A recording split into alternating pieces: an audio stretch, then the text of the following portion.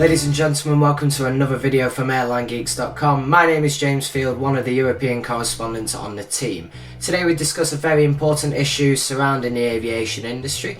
Emirates have announced a cut in US service frequencies. The main question facing the public is whether this action is a political play due to the climate of the Trump administration, or whether this is the case of a load factor dilemma affecting Emirates due to low demand on certain destinations. Gulf carrier Emirates Airline has responded to the recent travel disruption caused by President Trump's administration by announcing a reduction in services to the US. A move to combat a weakened travel demand and a reduction in bookings will see some weekly frequencies and in some cases some daily frequencies be reduced over the next few months.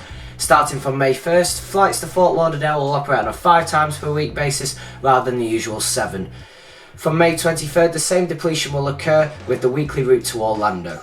Daily flights to Los Angeles on July 1st, Seattle June 1st and Boston June 1st will be reduced to once-a-day flights. In total, 25 weekly flights will be cut departing the United Arab Emirates inbound to the United States, meaning only a total of 101 flights will operate every week between the two nations.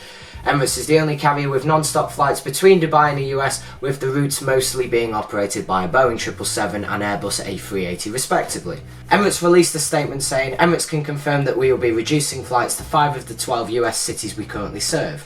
This is a commercial decision in response to weakened travel demand to the US. The recent actions taken by the US government relating to the issuance of entry visas, heightened security vetting and restrictions on electronic devices and aircraft cabins have had a direct impact on consumer interest and demand for air travel into the US.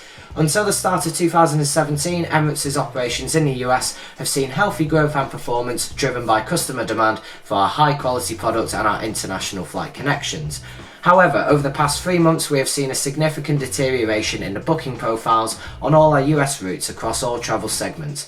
Emirates has therefore responded as any profit-oriented enterprise would, and we will redeploy capacity to serve demand on other routes on our global network," the statement continued. They then later added, "We will closely monitor the situation with the view to reinstate and grow our US flight operations as soon as viable. Emirates is committed to our US operations and will continue to serve our 12 American gateways, being New York JFK, Newark, Boston, Washington DC, Chicago, Seattle, Los Angeles, San Francisco, Houston, Dallas, Fort Lauderdale and Orlando, with 101 flight departures per week connecting these cities to Dubai and our global network of over 150 cities." After heavy criticism and some legal reworking, President Trump released a revised travel ban to exclude Iraq.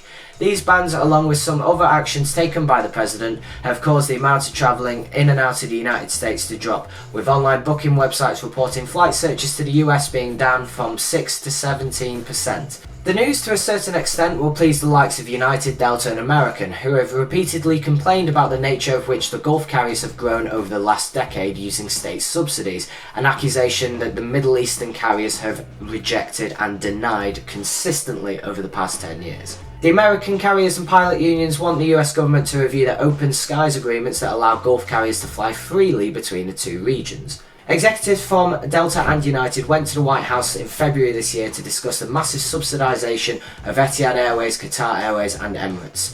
In a letter to the Secretary of State, the airline executive said, "The Gulf carriers have received over $50 billion in documented subsidies from their government owners since 2004. If left unchecked, we will continue to see the Gulf carriers expand in the US market, causing further harm to hard-working Americans."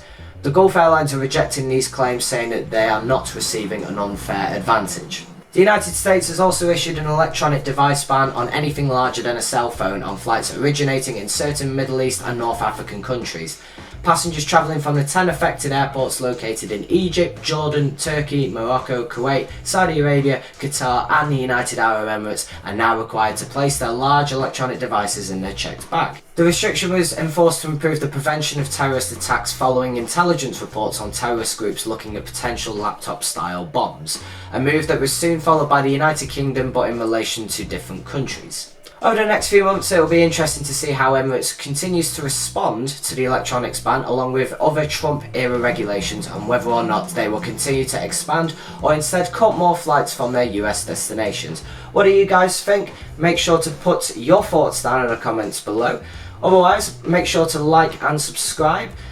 if you have enjoyed our content, and as well, make sure to follow our social media with Airline Geeks, as well as visit our website www.AirlineGeeks.com for daily news reports.